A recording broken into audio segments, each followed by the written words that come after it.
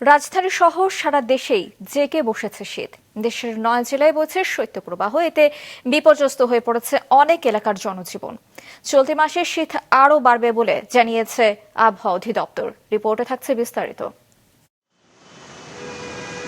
সকাল 10টা পার হয়ে গেলেও দেখা নেই সূর্যের। ঘন কুয়াশায় ঢাকা রাজধানীর আকাশ।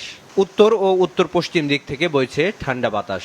আজ সকাল 6টায় ঢাকার তাপমাত্রা রেকর্ড করা হয় 12.5 ডিগ্রি সেলসিয়াস। শুধু রাজধানী নয়, সারা দেশেই বেড়েছে শীতের তীব্রতা। ৯ জেলায় বইছে মৃদু শৈত্যপ্রবাহ।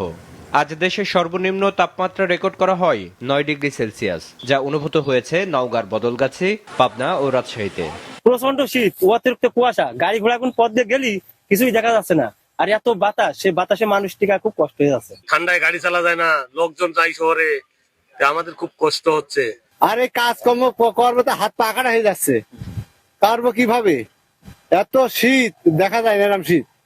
তীব্র শীতে বিপর্যস্ত হয়ে পড়েছে অনেক এলাকার জনজীবন। এদিকে শীত বাড়তে থাকায় সিরাজগঞ্জ, গাইবান্ধা, ঠাকুরগাঁও, নোয়াখালী সহ দেশের বিভিন্ন জেলার হাসপাতালে বাড়ছে শীতজনিত রোগীর সংখ্যা।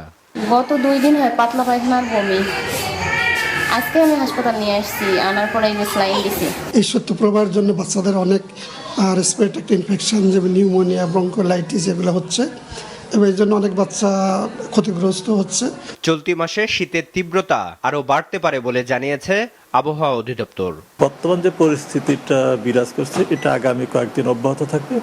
এখানে তাপমাত্রা উল্লেখযোগ্য পরিবর্তনের কোনো সম্ভাবনা নেই। তবে দিনের তাপমাত্রা কম বেশি কারণে শীতের তাপমাত্রাটা বা শীতের তীব্রতাটা কম বেশি হতে পারে।